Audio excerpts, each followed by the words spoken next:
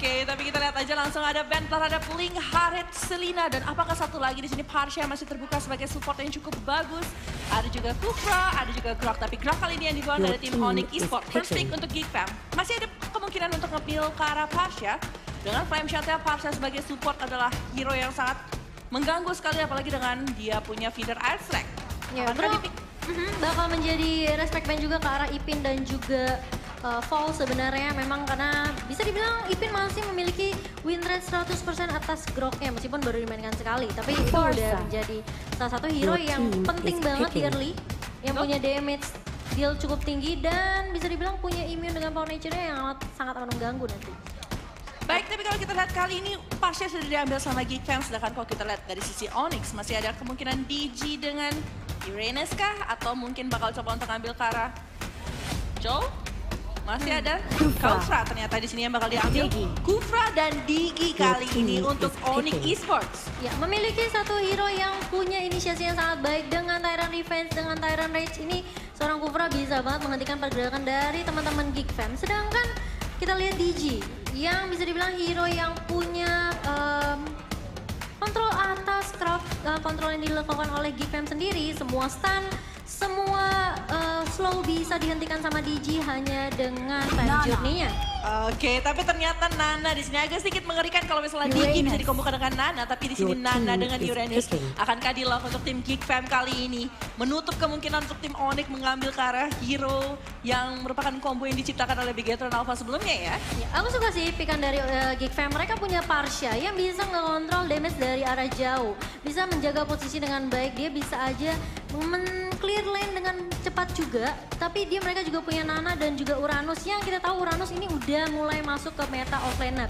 Bakal dijadiin side lane yang cukup tanky juga dan bahkan nge-regenerate cukup cepat. Sedangkan Nana bisa menghentikan pergerakan teman-teman Onyx dengan adanya Molinanya. Betul sekali, Molina Smooch, Molina Blitz cukup annoying dari seorang Nana kali ini. Tapi kita lihat dari Onyx Esports, Carmilla sudah dipegang di tangan.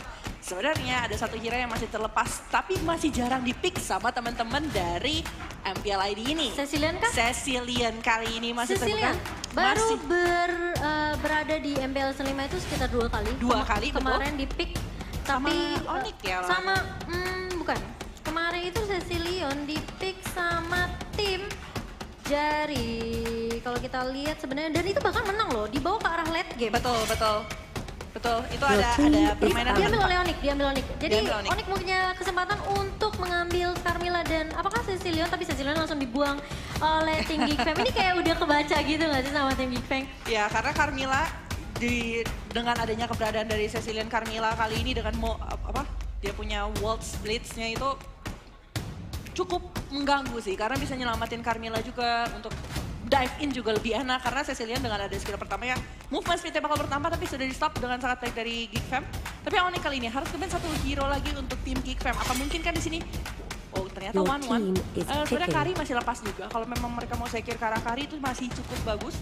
Baik buat Onyx ataupun Geek Fam. Tapi Onyx kali ini hero dari si W. Cewek ya kalau ini ya dipanggil sama Oji sama Fortnite panggilnya cewek. Cewek kali ini punya rate 67% atas kemenangannya memakai Bruno. Jadi menurut aku masih cukup oke dibandingkan dengan sebenarnya kemarin kita melihat permainan dari Harith-nya cewek bisa dibilang sangat amat di shutdown oleh tim lawan. Makanya entah kenapa apakah hari ini Harith akan dimainkan kembali, mengingat juga kemarin hasilnya kurang bagus tapi di-ban juga sama King Geek Fam. Jadi kita nggak akan melihat adanya Harith dan Granger untuk tim ayam jago kan? Tim ayam jago untuk ayam jago sendiri. Ya benar banget. Dan ini bakalan menarik sih.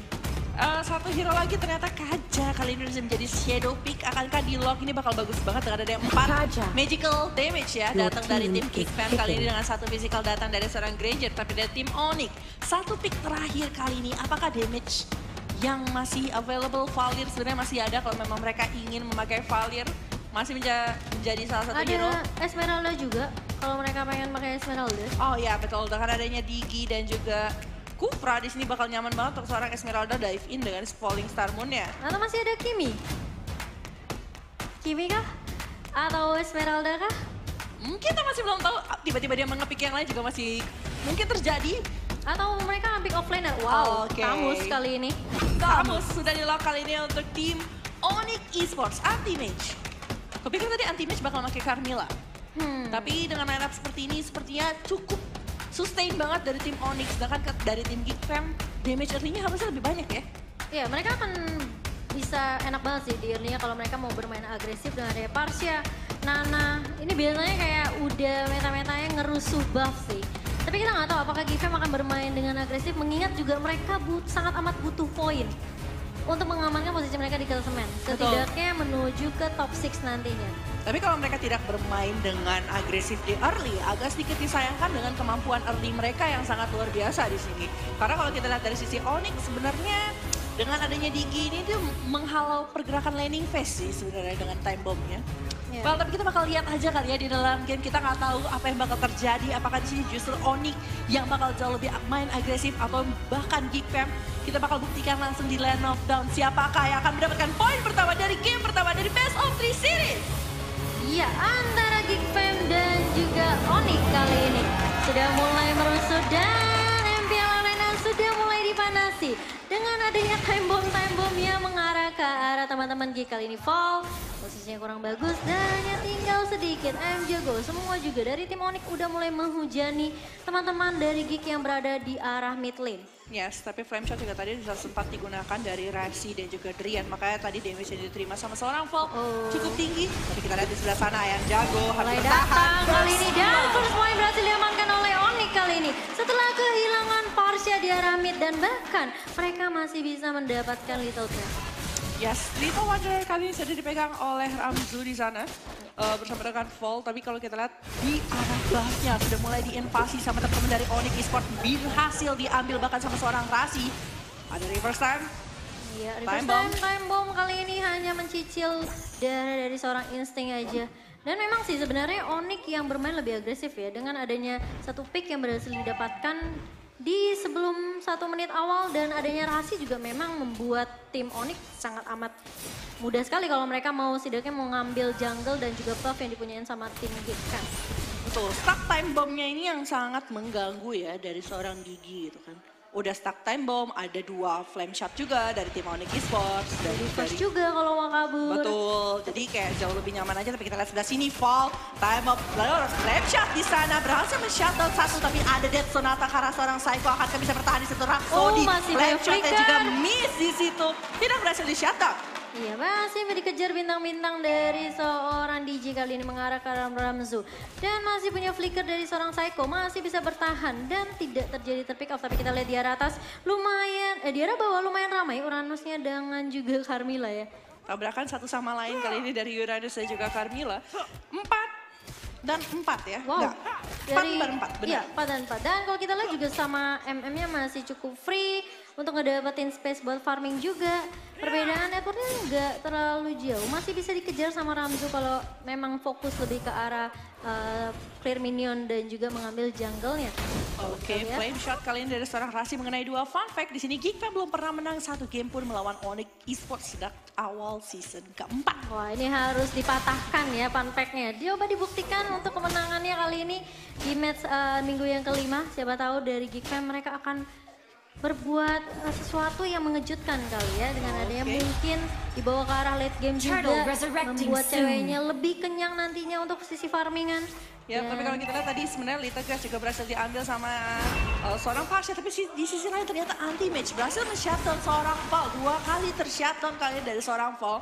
Belum bisa menunjukkan performa yang luar biasa, tapi oh my god, Ipin di sisi atas sana. Ini sama yang dilakukan sama Kido kemarin dari tim Genflex Arrow. Dia bener-bener nge-cut minion berada di arah base. Tapi kali ini kita lihat sudah mulai dibuka kak. Dan bahkan Psycho berhasil mencuri purple buff yang dipunya oleh tim Geek Fam. Yes, berhasil diambil dengan ada Terrence Revenge dan juga bouncing ball yang datang langsung dari tim Oni kali ini. Agak bakal kesusahan deh kayaknya dari seorang Ramzun ini. Tertinggal dari masalah buff. Tapi tertinggal Ipin. juga. Oke, Ipin, Rian. Buffnya siapa yang bakal ngambil? Kali ini bakal di-reset saja. Ya, tapi kita lihat Psycho sudah mulai maju dengan Tidal Rage dan berhasil menundukkan Fall di situ. Dan bahkan AM Jago pun harus hilang. Ramzu masih punya flicker untuk balik ke arah belakang. Tidak akan ada korban berikutnya yang datang dari Geek Fam kali ini. Akan sudah ada push dari tim Onyx di arah mid kali ini. Tapi Insting sudah mulai kelihatan dengan Tyrant Revenge mulai datang seorang Kufra dan masih punya pasifnya. Oh my god, Flames Shot benar-benar annoying banget dari seorang Razi di situ. Ya, Molina gift-nya masih selamat tapi sayang sekali. Flame shot yang datang dari tim Onyx Esports berhasil men-shutdown seorang Instinct di situ. Tapi di sisi lain, tim Onyx Esports bakal mengambil satu objektif. Turtle berhasil diambil oleh si cewek. Ini emang ngeselin banget sih, dengan adanya Flame Shot tuh kayak susah banget terkabur karena range-nya cukup jauh banget dan damage-nya juga lumayan perih ya. Lumayan perih karena memang ada juga magical tambahan dengan item yang kita build juga. Tapi kalau kita lihat secara item kali ini dari seorang Granger sudah menyelesaikan Raptor Market, Nimble Blade dan juga progress ke arah Endless Battle dari seorang Bruno. Tapi dilihat di sisi bawah kali ini objektif pertama berhasil diambil sama tim objektif ketiga ya.